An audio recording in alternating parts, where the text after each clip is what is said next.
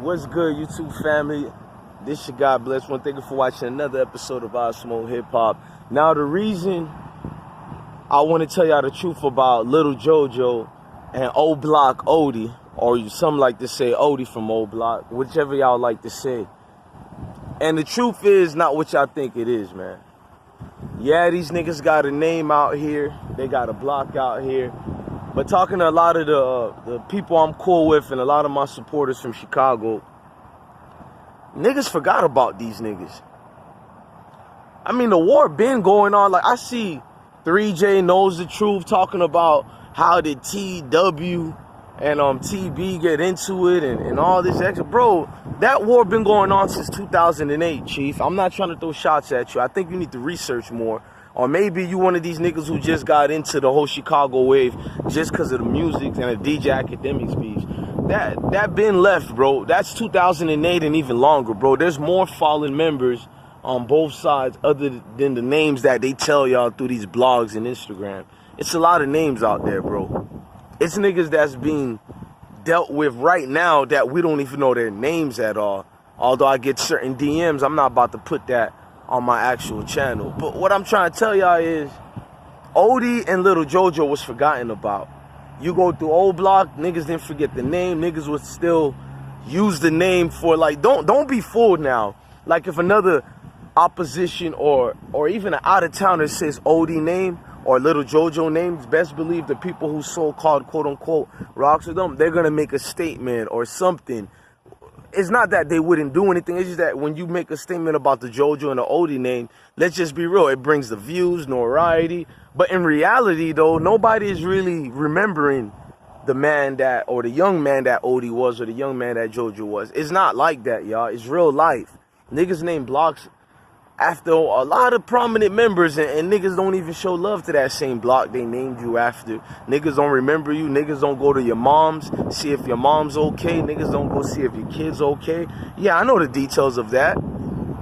Shouts out to De Niro, man, Lil JoJo's big brother, but I chopped it up with him on Instagram. A couple of y'all seen that on my Instagram. One thing about De Niro, I can admit, he was venting last year and this year about, and I've been caught him venting even before he got locked up the first time 3 years ago. He was venting, well, 4 years ago, when he was venting about how people ain't showing love to the JoJo world, and he is JoJo world because there's no more JoJo world. Meaning that all these niggas that was part of this JoJo world shit, I told y'all, a lot of them didn't, from the Rico Reckless to even my dog, FBG ducking them, they didn't really know a little man like that. They didn't really fuck with JoJo like that on the strength of just some regular Chirac, you know, gorilla out here. They fucked him on the strength of Shorty had a name out here. He was blowing up, living it up. I mean, JoJo had a name, and Odee, his name helped prominent of this big war that you see going on. So it's not that Odee was a rapper, but his name transcends and echoes on where niggas can do something with that name and brand themselves out, unfortunately. That's what that shit really is about, man. People don't really try to catch the drift about that, and they make their own narrative of this situation. Lil JoJo is gone, man. But that don't mean we should forget about him. Shout out to Kells. Y'all know Killer Kells, man. Shout out to Kells, man. Kells warned us about this a while ago and talked about people switching sides and this and that. And then he was like, some people, you can't even call them switching sides. They never was part of that side. I don't know, man. Like, rest in peace to Blood Money and a whole lot of these other people. But the Odee situation I'm hearing is a lot of people in Oblock didn't even fuck with Odee versus the ones who fucked with him. Meaning that just because a nigga was from Oblock don't mean they was not in tune with it. Odee was in tune with like 5 cats who kind of did some snake type shit towards him like 3 weeks before he got killed. And he been shot before. And niggas don't talk about that, right?